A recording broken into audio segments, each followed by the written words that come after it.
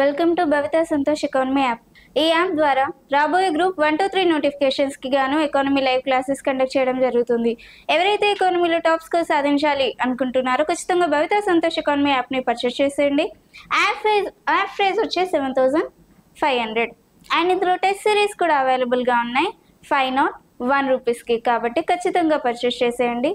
And భవిత సంతోష్ ఎకానమీలో daily current affairs అనేవి తెలుగు మరియు ఇంగ్లీష్ మీడియంలో కూడా అవైలబుల్గా ఉన్నాయి. కాబట్టి ఖచ్చితంగా భవిత సంతోష్ ఎకానమీ యాప్ని పర్చేస్ చేసేయండి.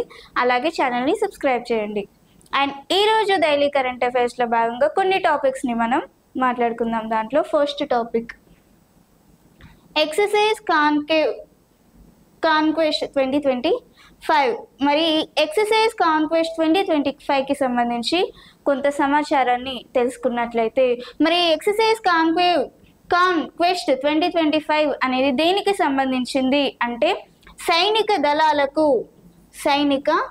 దళాలకు సంబంధించింది అని చెప్పుకోవచ్చు. సైనిక దళాలకు సంబంధించింది. మరి ఎక్సర్సైజ్ కాన్క్వెస్ట్ అనేది ఎక్కడ నిర్వహించబడుతుంది అంటే మంగోలియాలోని ఉలాన్ బటార్లో నిర్వహించబడుతుంది. మరి ఎక్సర్సైజ్ కాన్క్వెస్ట్కి ఏ దేశం ఆతిథ్యం ఇస్తుంది అంటే మంగోలియా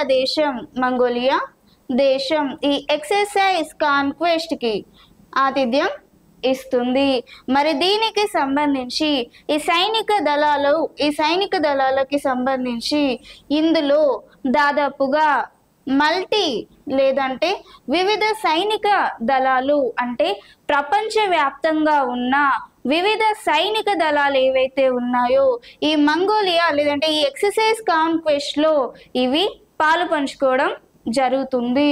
అంటే దేశం నుంచి దాదాపుగా అంటే గత సంవత్సరంలో జరిగిన ఒక ఎక్సర్సైజ్లో భాగంగా దాదాపుగా 20 దేశాలు ఇందులో పాల్గొనడం జరిగింది. మరి అదే విధంగా ఈ మంగోలియాలోని ఉలాన్ బటార్లో జరిగే ఈ ఎక్సర్సైజ్ కాన్క్వెస్ట్కి దాదాపుగా చాలా దేశాల నుంచి సైనిక దళాలు ఇందులో పాలు పంచుకోబోతున్నాయి. మరి దీనికి సంబంధించి ఇండియా కూడా ఇందులో పాలు పంచుకోబోతున్నట్లుగా లేదంటే భాగస్వామి అవ్వబోతున్నట్లుగా వివరించడం జరిగింది. మరి సైనిక దళాలకి సంబంధించిన ఈ ఎక్సర్సైజ్ కాన్క్వెస్ట్ అనేది ఎప్పటి నుంచి ఎప్పటి వరకు జరుగుతుంది అని అంటే జూన్ 14 నుంచి 28 వరకు ఎక్సర్సైజ్ కాన్క్వెస్ట్ అనేది జరుగుతుంది. మరి గత సంవత్సరంలో జూన్ 27 నుంచి జూలై 27 నుంచి ఆగస్టు 9 వరకు గత సంవత్సరంలో ఈ ఎక్సర్సైజ్ కాన్క్వెస్ట్ అనేది నిర్వహించబడింది. గత సంవత్సరంలో మరి ఎక్సర్సైజ్ కాన్క్వెస్ట్లు సైనిక దళాలు అనేవి దేనికోసం ఇందులో ఉపయోగపడతాయి అనంటే సైనిక దళాల యొక్క పరస్పర శాంతి సామర్థ్యాన్ని పెంచడం కోసం ఈ ఎక్సర్సైజ్ కాన్క్వెస్ట్లు అనేవి ఉపయోగపడతాయి. శాంతి పరిరక్షణ సామర్థ్యాన్ని పెంచడం కోసం ఎవరిలో ఈ సైనిక దళాలలో పెంచడం కోసం ఈ కాన్క్వెస్ట్లు ఉపయోగపడతాయి. Exercise conquest in 2025. So this exercise conquest is related to military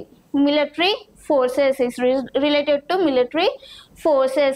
So the exercise conquest is conducted in Ulan Batar, capital of Mongolia. So the hospitality of this exercise conquest 2025 is Mongolia. Hospitality of conquest Mongolia. And this exercise will conducted on June 14 to 25. It will conducting on June 14 to 2025.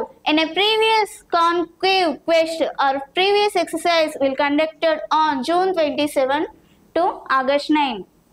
So in that previous exercise conquest around 20 countries or 20 countries military forces are presented in this conquest.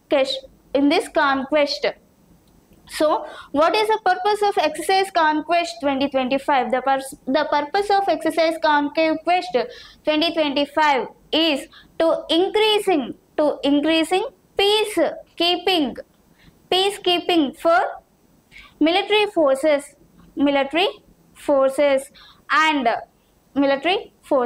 this is the purpose to conduct Exercise Conquest 2025. Next, second one. ప్యూ research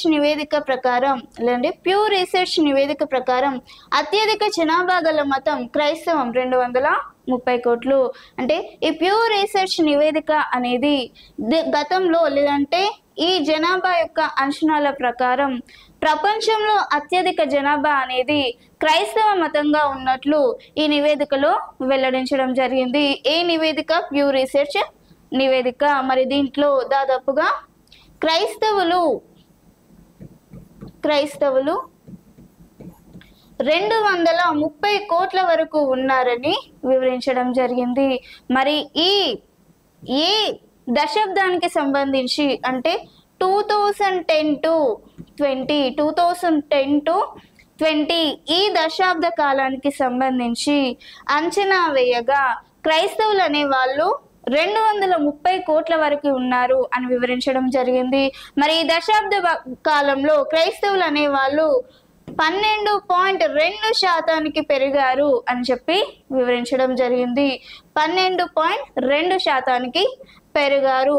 మరి ప్రపంచంలోనే అత్యధిక జనాభా గల దేశంగా లేదంటే అత్యధిక మతం అనేది క్రైస్తవ మతంగా ఉండగా మరి రెండవ మతంగా ఏ మతం ఉంది అంటే ఇస్లాం మతం. ప్రపంచంలోనే అత్యంత ఎక్కువ జనాభా గల మతంగా లేదంటే రెండవ జనాభా గల మతంగా ఇస్లాం మతం ఉంది. మరి 2010 to 20 దశాబ్దానికి గాను దాదాపుగా 34.7% వరకు కూడా ఇస్లాం మతంలో పెరగడం జరిగింది. మరి ఇంత శాతం పెరిగినప్పటికీ కూడా ఇస్లాం మతం అనేది రెండవ స్థానంలోనే ఉంది ప్రపంచంలో. మరి మూడవ స్థానంలో ఉన్న విభాగం ఏదైతే ఉందో అది ఏ మతం కిందికి రాదు. కాబట్టి మనం మాట్లాడుకోవాల్సిన అవసరం లేదు. మరి దీనికి సంబంధించి క్రైస్తవం మొదటి ప్లేస్లో, ఇస్లాం రెండవ ప్లేస్లో, థర్డ్ కేటగిరీ అవసరం లేదు. మరి 4వ ప్లేస్లో మన హిందూ మతం ఉంది. హిందూ మతం ఉండడం జరిగింది. మరి 2010 to 20 కాలంలో దాదాపుగా 14.9% వరకు కూడా పెరగడం జరిగింది. 14.9% పెరిగి ప్రపంచంలోనే అత్యధిక జనాభా గల మతంగా లేదంటే 4వ మతంగా ప్రపంచంలో అత్యధిక జనాభా గల 4వ మతంగా హిందూ దేశం లేదంటే హిందూ మతం ఉంది. 14.9%కి పెరిగింది. మరి క్రైస్తవులు ఎక్కువగా ఉన్న దేశాలు ఏవి అని చూసుకుంటే దక్షిణ అమెరికా, ఉత్తర అమెరికా మరియు యూరప్. దక్షిణ అమెరికా, ఉత్తర అమెరికా మరియు యూరప్ దేశాలలో క్రైస్తవులు అనేవాళ్ళు ఎక్కువగా ఉంటారు. మరి ఇస్లాం ఎక్కువగా ఇండోనేషియాలో ఎక్కువగా ఉంటారు. మరియు హిందువులు ఇండియా మరియు నేపాల్లో ఎక్కువగా ఉంటారు. Few research report Christianity is the most population religion. So according to few research report, Christianity is the most population religion in the world. So around 230 crores. In the decade of 2010 to 20, Christianity will increases up to 12.2%. So and now it is reached to 230 crores. Then it will be Christianity the most population religion in the world. And next second most population religion in the world is Islam. So in the decade of 2010 to 20, it increases up to 34.7%, and but it is in second place in a world, second most population religion in the worldwide. What is a religion? Islam is placed world second placed in the decade of 2010 to 20 estimations. And next, in a third religion are the and third category is not about, or it's not related to any religion, so we cannot discuss about, or we no need to discuss about it. And fourth place is Hindu. So in the decade of 2010 to 20 statistics, Hinduism is increased up to 14.9%. So because of this, Hindu is placed second, or Hindu is placed fourth. Fourth religion in a worldwide. So highest population Christians in the countries are Dakshin America, South America, North America, and Europe countries. In Europe countries, Christians are more lives in these countries. And in Islam, most peoples are lived in Indonesia's country, and Hindu peoples are mostly lived in India and Nepal. So, and this is about Pew Research Nivedika and worldwide statistics. Next, third question. 15 ఏళ్లలోపు పిల్లలకు social media వాడకంపై నిషేధం. మరి దీనికి సంబంధించి ఒక దేశంలో 15 ఏళ్లలోపు పిల్లలు సోషల్ మీడియాలు వాడకూడదు అని నిషేధించడం జరిగింది. మరి ఏ దేశం ఈ సోషల్ మీడియా వాడకంపై నిషేధం ప్రకటించింది అంటే ఫ్రాన్స్ దేశం ఈ సోషల్ మీడియా వాడకంపై 15 ఏళ్లలోపు పిల్లలు సోషల్ మీడియా వాడకూడదని నిషేధం ప్రకటించడం జరిగింది. మరి దీనికి సంబంధించి ఆ ఫ్రాన్స్ అధ్యక్షుడైన ఇమ్మాన్యుయల్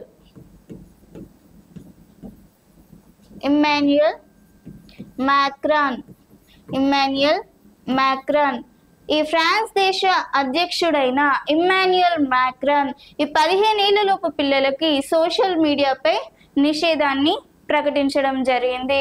మరి 15 ఏళ్లలోపు పిల్లలకి ఎందుకని సోషల్ మీడియాపై నిషేధాన్ని ప్రకటించారు అనంటే, ఈ ఒకప్పుడు 14 ఏళ్ల కుర్రాడు గవర్నమెంట్ ఆస్పిరెన్స్ లేదంటే ప్రభుత్వ పాఠశాలపై ఒక పదునైన ఆయుధాలతో దాడి చేయడం జరిగింది. ఒక 14 ఏళ్ల పిల్లాడు ఒక పాఠశాలపై ఆయుధంతో దాడి చేశాడు అంటే సోషల్ మీడియా ఎఫెక్ట్ అనేది ఎంతగా అతన్ని ప్రభావితం చేస్తుంది అన్న విషయంపై ఫ్రాన్స్ అధ్యక్షుడు అభిప్రాయపడడం జరిగింది. మరి దీనికోసమై 15 లోపు పిల్లలు ఎవరైతే ఉన్నారో వాళ్ళు ఖచ్చితంగా సోషల్ మీడియాపై నిషేధాన్ని ఉంచాలి అని చెప్పి కఠిన నిబంధనలను కూడా ఈయన ఏర్పాటు చేయడం జరిగింది. మరి దీనికి సంబంధించి అమెరికా మరియు చైనాలో కూడా ఈ సోషల్ మీడియాపై నిషేధాన్ని ప్రకటించడం జరిగింది, లేదంటే తీవ్రమైన కండిషన్స్ పెట్టడం కూడా జరిగింది 15 ఏళ్లలోపు పిల్లలకి. మరి ఇండియాలో కొప్ప అనేది ఇంకా చర్చనీయాంశంగా ఉంది. కొప్ప అంటే child online privacy protection act కింద ఈ సోషల్ మీడియా ప్రభావితం పిల్లలపై పడకుండా చేయడం కోసం ఈ కొప్ప అనేది కూడా ఒక చర్చనీయాంశంగా ఇండియాలో ఉంది అని మనం చెప్పుకోవచ్చు. So ban and the use of social media for children under 15 years of age. So which which country is banned this social media act? So France country banned and use of social media for children under 15 years of age because and this ban or it will be announced by France President Emmanuel Macron. Because one incident is happened on France. So that is 114 years of boy or 114 years of boy attacked a random government staff with a sharp knife in a government school. So in this situation, President Emmanuel is believed that social media effect is most dangerous in a school age children. So he is believed and banned this social media act in under 15 years. So because of this France banned the use of social media. And already America and China banned or strict conditions on social media under 15 years of age children. In India, COPPA is on processing. So what is COPPA? COPPA is a meaning of Child Online Privacy Protection Act. As is on processing in India. So this is all about COPPA in our India. And France in social media ban. This is the situation. The 15 ఏళ్లలోపు పిల్లలకి social media వాడకంపై నిషేధం. Next 4th question, సౌర కుటుంబానికి వెలుపల కొత్త ఉపగ్రహాలు. మరి సౌర కుటుంబానికి వెలుపల 2 కొత్త ఉపగ్రహాలని గుర్తించడం జరిగింది. మరి దీన్ని ఎవరు గుర్తించారు అంటే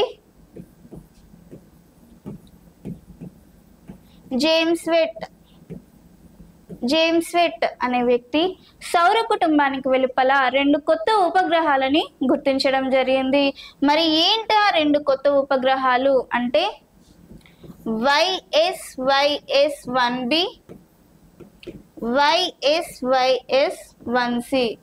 YSYS-1b అండ్ YSYS-1c.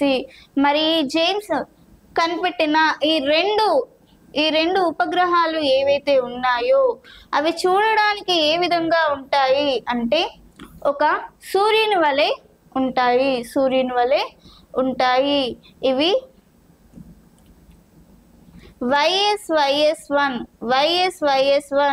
అనే నక్షత్రం చుట్టూ పరిభ్రమిస్తూ ఉంటుంది. ఇది చూడడానికి సూర్యుని వలె ఉంటూ YSYS-1 అనే నక్షత్రం చుట్టూ తిరుగుతూ ఉంటుంది. మరి దీనికి సంబంధించి ఇది YSYS-1 చుట్టూ తిరగడం వల్ల దీనికి YSYS-1b అండ్ YSYS-1c అనే పేరు పెట్టడం జరిగింది.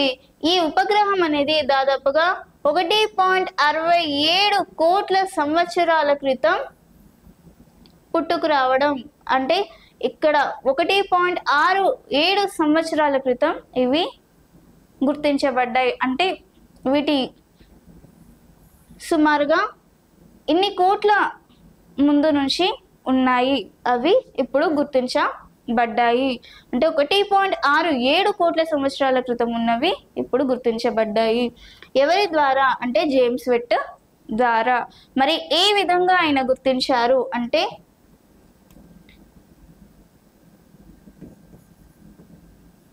స్పేస్ టెలిస్కోప్తో అయినా కనిపెట్టడం జరిగింది. ఒక స్పేస్ టెలిస్కోప్తో కనిపెట్టడం జరిగింది. New satellites outside the solar system. So the new satellites are discovered the James Watt. New satellites are discovered James Watt with the help of space telescope. So that planets are looking like sun, looking like sun, and that planets are revolving around the YSYS1 stars, revolving around the YSYS1 stars. And the name of planets are given by YSYS1b and YSYS1c. Name of planets are given by YSYS1b and YSYS1c.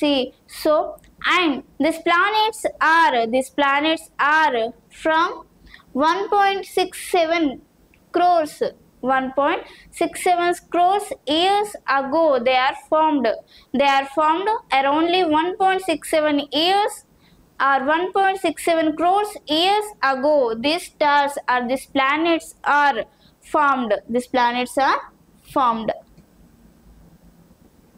Fifth question, తల్లికి వందనం. మరి తల్లికి వందనం అనే పథకాన్ని ఏ రాష్ట్ర ప్రభుత్వం అనేది ప్రారంభించింది అంటే ఆంధ్రప్రదేశ్ రాష్ట్ర ప్రభుత్వం ప్రారంభించింది. మరి తల్లికి వందనం అనే పథకాన్ని ఏ రోజున ప్రారంభించింది అంటే జూన్ 12, 2025 ఈ పథకాన్ని ప్రారంభించడం జరిగింది. మరి ఈ పథకంలో భాగంగా సూపర్ సిక్స్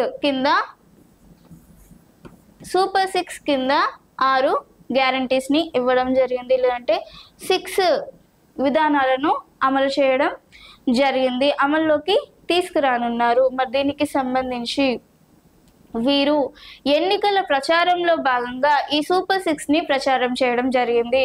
మరి ఏంటా సూపర్ 6 అని మనం చూసుకుంటే ఫస్ట్ వన్,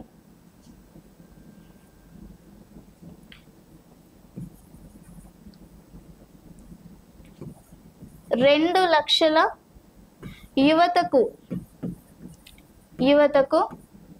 2 లక్షల ఉపాధి, 2 లక్షల ఉపాధి లేదా 3,000 వరకు నిరుద్యోగ వృత్తి. అలాగే రెండవది స్కూలుకు వెళ్ళే ప్రతి విద్యార్థికి 15,000 సంవత్సరానికి, స్కూల్కి వెళ్ళే ప్రతి విద్యార్థికి 15,000 వరకు సంవత్సరానికి. అలాగే ఒక కుటుంబానికి 3 గ్యాస్ సిలిండర్స్. అలాగే ఒక్కో మహిళకి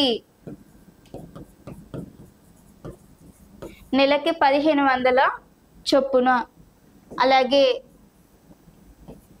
ఉచిత బస్సు ప్రయాణం. అలాగే 6వది రైతులకి 20,000 ఆర్థిక సహాయం. 20,000 అంటే ఈ జూన్ 12, 2025 ఈ super 6ని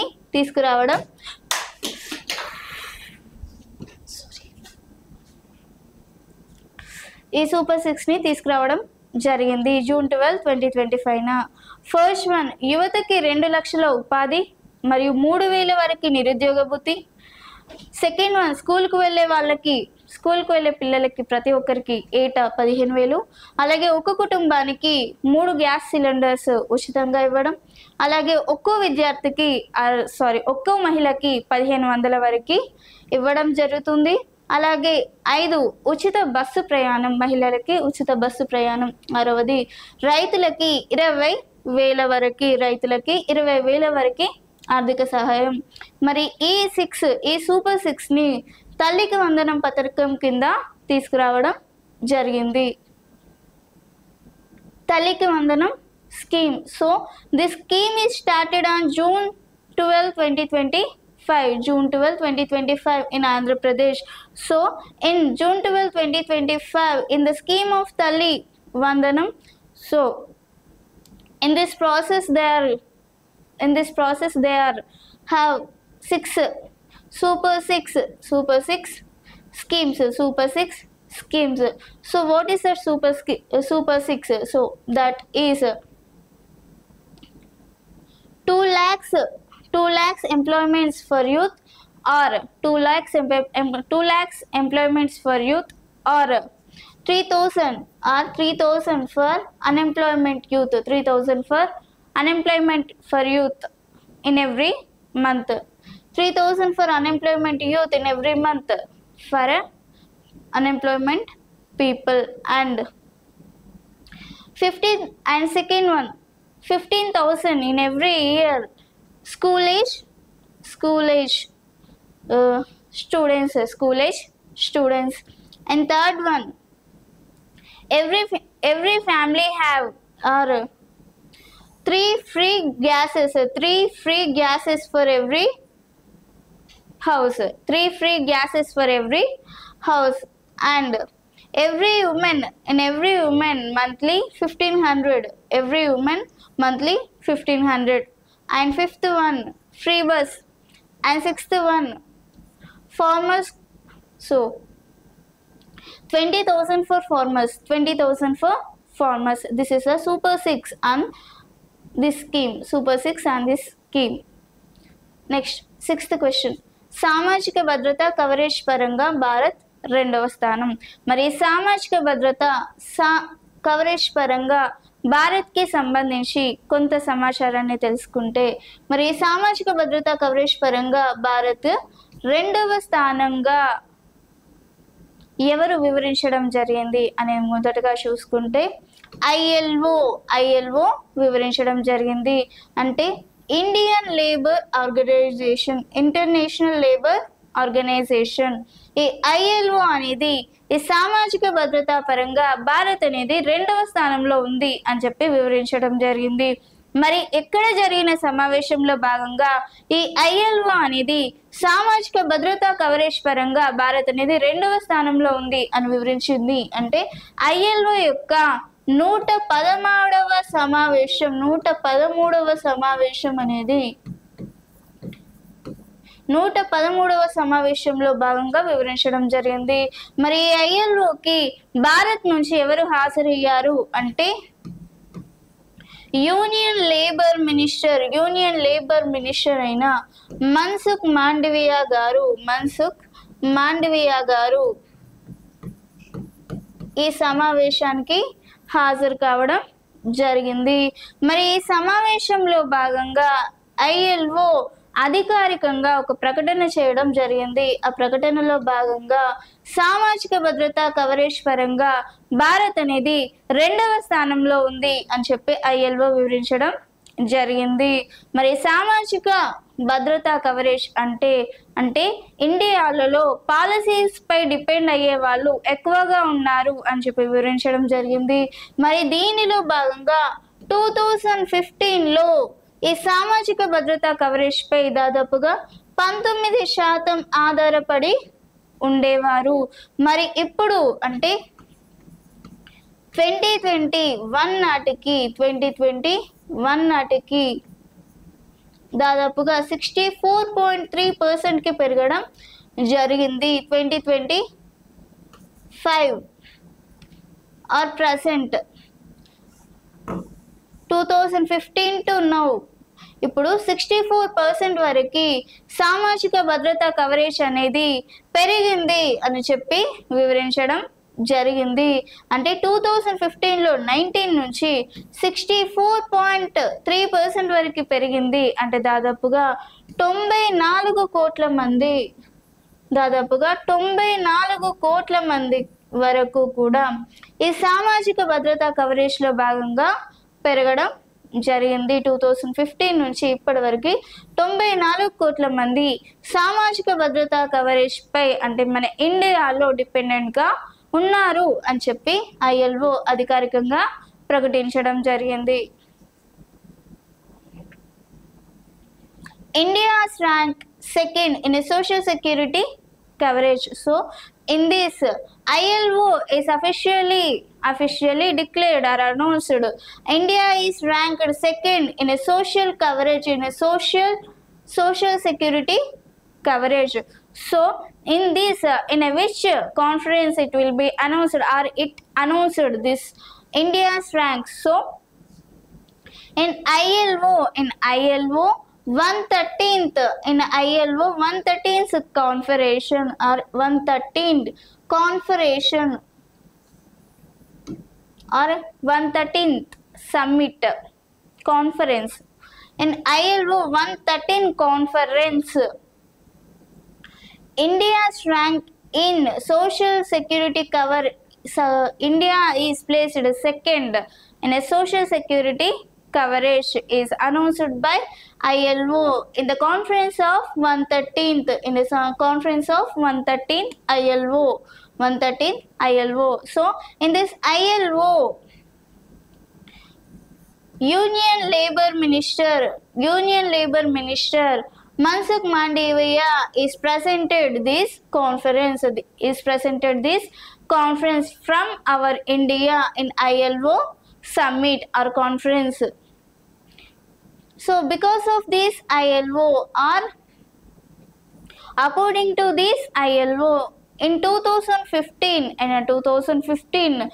the depending on social security coverage in India is only 19%, but now it will increase up to 64.3%. So 2015 to now it will increases, or India peoples are increases up to 94% depending on social security coverage according to ILO reports or announcement.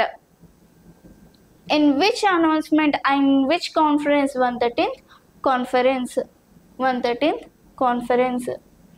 In a 7th one, Khalistan ఉద్యమకారులని అణిచివేయడానికి project Pelican ప్రారంభం. మరి ఈ project pelican అనేది ఎందుకు ప్రారంభించారు అనంటే, ఈ ఖలిస్తాన్ ఉద్యమకారులు ఎవరైతే ఉన్నారో వాళ్ళు డ్రగ్ రాకెట్లను నడపడం జరుగుతుంది. మరి భారత్కి వ్యతిరేకంగా ఈ డ్రగ్ రాకెట్లను నడపడంతో భారత్ లేదంటే కెనడా పోలీసులు ఆపరేషన్ పెలికాన్ లేదంటే ప్రాజెక్ట్ పెలికాన్ని లాంచ్ చేయడం జరిగింది. మరి దీని ద్వారా ఈ ఖలిస్తాన్ ఉద్యమకారులని అణచివేయాలనే లక్ష్యంతో ప్రాజెక్ట్ పెలికాన్ని తీసుకురావడం జరిగింది. Project pelican launched to crush Khalistan activists. So this project Pelican is launched by Canada polices because this Khalistan activists are runs against India or runs drugs racket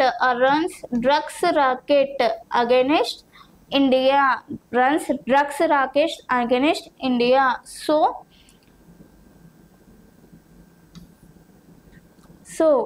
the project Pelican is launched about it. Canada policies are launched by this Pelican or project Pelican because of Khalistan activists. Next 8th one, Telangana మంత్రులకి శాఖల కేటాయింపు. మరి దీనికి సంబంధించి తెలంగాణ మంత్రులకి మెయిన్గా 3 మంత్రులకి శాఖలు కేటాయించడం జరిగింది. అంటే రీసెంట్గా ఒక 3 మంత్రులను తీసుకోవడం జరిగింది. మరి దీనికి సంబంధించి కొంత సమాచారాన్ని తెలుసుకుందాం. మరి కేంద్రంలో మంత్రులను నియమించాలి అని అంటే ఏ ఆర్టికల్ ప్రకారం నియమిస్తారు అంటే ఆర్టికల్ 75 ప్రకారం ప్రధానమంత్రి మరియు ఇతర మంత్రులను నియమించే హక్కు అనేది రాష్ట్రపతికి ఉంటుంది. ఆర్టికల్ 75 ప్రకారం ప్రధానమంత్రిని ఇతర మంత్రులను నియమించే హక్కు రాష్ట్రపతికి ఉంటుంది. అలాగే ఆర్టికల్ 164 అనేది రాష్ట్రాలకి సంబంధించిన మంత్రులు ఎవరైనా ఉంటే వాళ్ళని నియమించే హక్కు అనేది ఎవరికి ఉంటుంది? గవర్నర్కి ఉంటుంది. అంటే కేంద్రంలో అయితే రాష్ట్రపతికి ఉంటుంది, అలాగే రాష్ట్రంలో అయితే గవర్నర్కి ఆర్టికల్ 164 ప్రకారం అధికారం ఉంటుంది. మరి దీనికి సంబంధించి తెలంగాణలో ఇదివరకు 3 మంత్రులని తీసుకోవడం లేదంటే నియమించడం జరిగింది. మరి దానికి సంబంధించి రీసెంట్గా వారికి ఒక శాఖలను కూడా కేటాయించడం జరిగింది. మరి ఎవరు ఆ ముగ్గురు మంత్రులు అని చూసుకుంటే ఫస్ట్ వివేక్ వెంకటస్వామి, అలాగే వాకిటి శ్రీహరి, అలాగే అడ్లూరి లక్ష్మణ్ కుమార్, వివేక్ వెంకటస్వామి, వాకిటి శ్రీహరి మరియు అడ్లూరి లక్ష్మణ్ కుమార్ అనే ముగ్గురు మంత్రులను నియమించడం జరిగింది. మరి వారికి కేటాయించిన శాఖలను గనుక ఒకసారి చూసుకుంటే అడ్లూరి లక్ష్మణ్ కుమార్కి షెడ్యూల్ క్యాస్ట్కి సంబంధించిన డెవలప్మెంట్ అండ్ డిపార్ట్మెంట్ శాఖలు, అలాగే ట్రైబల్ వెల్ఫేర్ డిపార్ట్మెంట్స్, అలాగే minorities welfares, tribal welfare departments and minority welfares and department of empowerment అనే శాఖలను ఎవరికి కేటాయించారు? అడ్లూరి లక్ష్మణ్ కుమార్కి కేటాయించడం జరిగింది. అలాగే వివేక్ వెంకటస్వామికి ఈ labour employment training and factories, అలాగే మైన్స్ అండ్ జియాలజీకి సంబంధించిన శాఖలు ఇవ్వడం జరిగింది. మరి అలాగే వాకిటి శ్రీహరికి సంబంధించి యానిమల్ కి సంబంధించిన యానిమల్స్, మరి అలాగే డైరీ డెవలప్మెంట్ యానిమల్స్ కి సంబంధించి మరియు డైరీ డెవలప్మెంట్ కి సంబంధించి, అలాగే స్పోర్ట్స్ అండ్ యూత్ కి సంబంధించిన శాఖలను ఇవ్వడం జరిగింది. స్పోర్ట్స్ అండ్ యూత్ సంబంధించిన శాఖలు ఇవ్వడం జరిగింది. మరి ఇది తెలంగాణ మంత్రులకి కేటాయించిన శాఖలు. Allotment of portfolios of Telangana ministers. So in this already three ministers are allotted to portfolios, so in this what is a portfolios for these three ministers, portfolios of three ministers. So in Adluri Lakshmi Kumar in this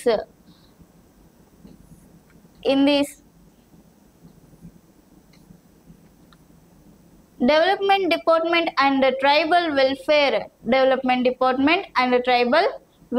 in a schedule cost development department and tribal welfare department, అలాగే minorities welfare, అలాగే department of empowerment అనే శాఖలు. మరి Vivek Venkataswamy portfolios are labour employment training and factories, అలాగే mines and geology is for Vivek Venkataswamy.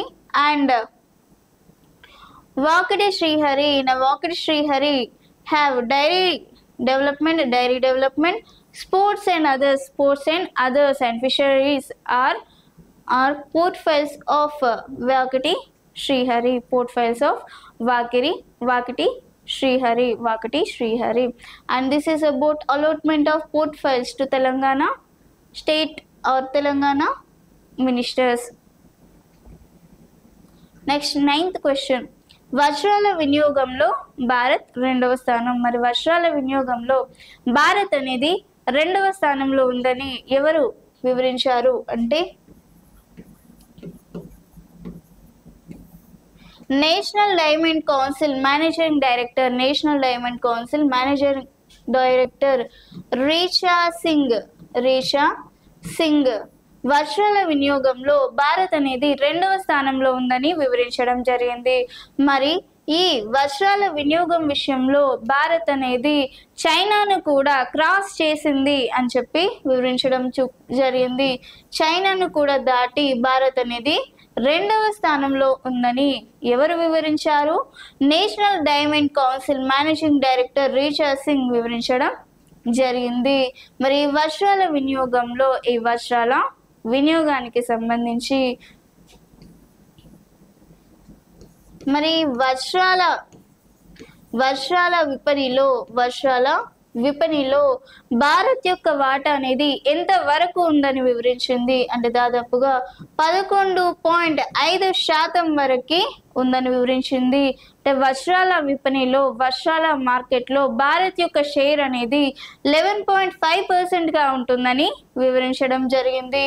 మరి అదేవిధంగా ఈ దశాబ్దంలోనే భారత్ అనేది వర్షాల వినియోగంలో రెట్టింపు స్థాయికి చేరింది అని కూడా వివరించడం జరిగింది. ఎవరు? రీఛార్జ్ సింగ్. ఆవిడ ఎవరు అంటే national diamond council managing director Richa Singh. India is second in the conception of diamond. Who said about it? So Richa Singh, she is a National Diamond Council Managing Director. National Diamond Council Managing Director Richa Singh said about India is placed second in the consumption of diamonds. So in this she is also said about India's diamonds consumption. So in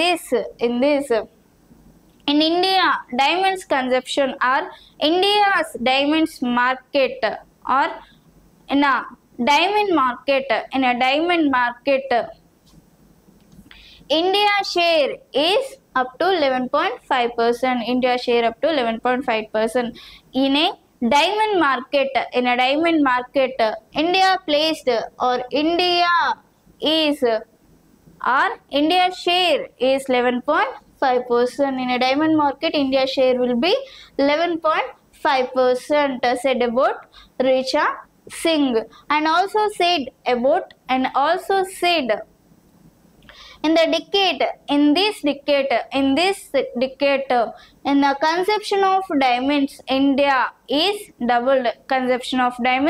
India became doubled in the consumption of diamonds in this decade, said about Richa Singh.